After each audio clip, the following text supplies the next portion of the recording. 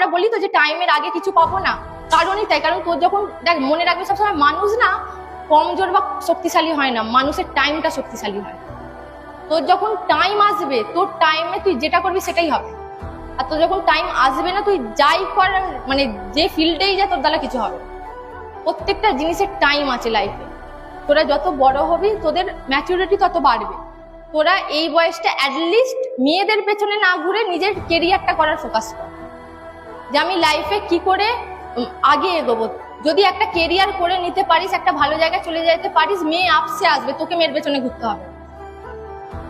মেয়েরা টাকা দেখে, স্পষ্ট কথা শুনে রাখ। মেয়েরা যেখানে সিকিউরিটি দেখবে মেয়েরা যাবে, যেখানে সিকিউরিটি দেখবে না, তুই যত বছরের তোর প্রেম হোক, তোকে লাথি মেরে চলে যাবে। টাকাটা আমাদের এখনকার জীবনে অনেক বড় সত্যি, সেটা কেউ মান আর না মান।